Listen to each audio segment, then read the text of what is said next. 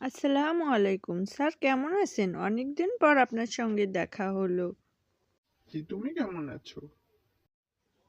আমিও আল্লাহর রহমতে ভালো আছি।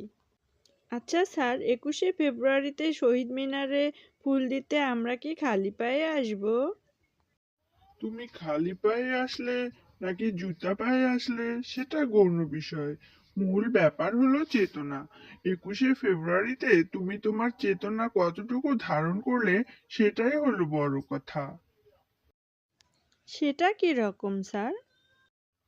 চেতনা হলো একটা অনুভূতি কেন্দ্রিক বিষয়, যা মানুষের চিন্তা ভাবনার ভেতরে জন্ম নিয়ে কাজের মাধ্যমে বিকশিত হয়।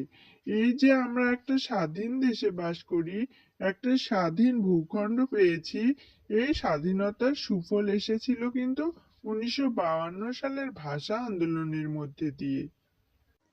1952 এর ভাষা আন্দোলনের সাথে 1971-এর মুক্তিযুদ্ধের সম্পর্ক কি আছে স্যার? খুবই নিবিড় সম্পর্ক। ভাষা আন্দোলনের মাধ্যমেই আমরা প্রথম উপলব্ধি করলাম অধিকার আদায়ের জন্য বুকের রক্ত দিতে হয়। দেশপ্রেম, সাহস এবং আত্মত্যাগের মানসিকতা না থাকলে বড় কিছু অর্জন সম্ভব হয় না। পাকিস্তানিরা যখন উর্দুকে আমাদের উপর চাপিয়ে দিচ্ছিল, তখন এদেশের ছাত্র সমাজ বুকের রক্ত ঢেলে জীবনদানের মাধ্যমে মাতৃভাষাকে রক্ষা করতে পেরেছিল। তারই ধারাবাহিকতায় যখন স্বাধীনতার ডাক এলো, তখন বাঙালি বুক পেতে দিয়েছিল। কিন্তু আমরা তো প্রতি বছরই শহীদ মিনারে ফুল দিতে যাই স্যার। ফুল দিতে যাওয়া সবটুকু গুরুত্ব বহন করে না। তাহলে গুরুত্বপূর্ণ বিষয় কি? হুম গুরুত্বপূর্ণ বিষয় হলো যে ভাষার জন্য এদেশের মানুষ জীবন দিয়েছে, সেই ভাষাকে আমি কতটুকু ভালোবাসতে পেরেছি, সেটাই হলো সবচেয়ে গুরুত্বপূর্ণ বিষয়। ভাষাকে আমরা কিভাবে ভালোবাসতে পারি?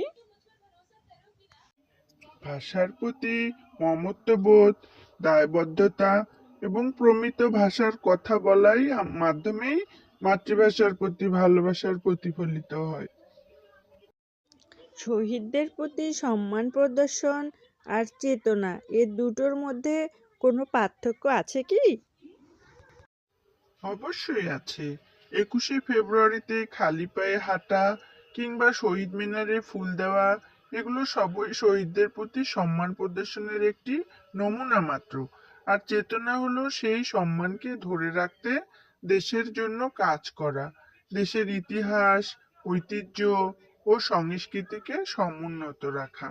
এটাই হলো 21শে ফেব্রুয়ারির চেতনা ও মর্যাদা। আচ্ছা, আজ তাহলে আসি। আবারও দেখা হবে। ভালো থেকো। ঠিক আছে স্যার, অনেক ধন্যবাদ। আপনার কাছ থেকে অনেক তথ্য পেলাম। আবারও দেখা হবে। আজকে তাহলে বিদায় নিচ্ছি। আল্লাহ হাফেজ।